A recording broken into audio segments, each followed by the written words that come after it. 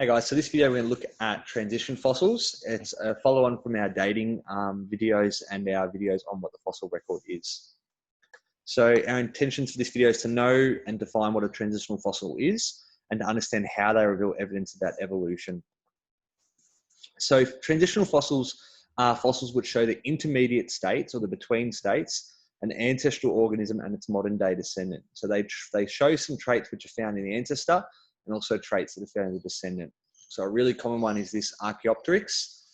It's a bit of a cross between a lizard or a reptile and a bird. They had wings as well. So you can see here it's showing some traits with the previous ancestor as well as a modern day descendant. So that's a really good example of a transition fossil. So why we need transition fossils is they help us piece together the fossil record, and they, as they're discovered, tell more and more stories about evolution and how we can sort of see how one species may have become another. Obviously, depending on that transition, it might show traits that were maybe unexpected, or it would just definitely, I guess, guarantee a previously thought theory as well around a certain organism. So they're really important for completing that puzzle of the fossil record. So for example, in hominins, looking at Australopithecus afarensis was a fossil which showed some transition between quadrupedal and bipedal movement. So walking on all fours versus walking on 2 feet or 2 legs.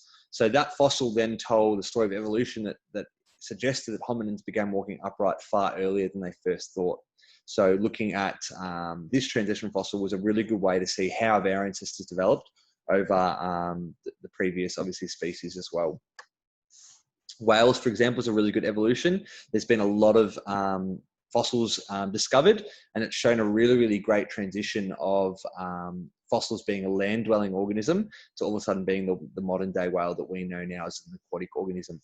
As you can see, some of these intermediate ancestors, you can see we're showing traits that were common both to the common ancestor as well as the modern day descendant. So looking especially at this one, you can see an elongated snout, maybe sharper teeth, still 4 limbs, but you're starting to see some traits such as a longer body shape, a more streamlined tail, those sort of things. We're showing traits both common to the old ancestor and the modern day descendant.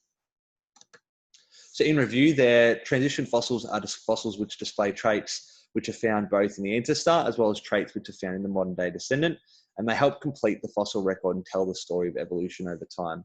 So I hope this video helped you guys.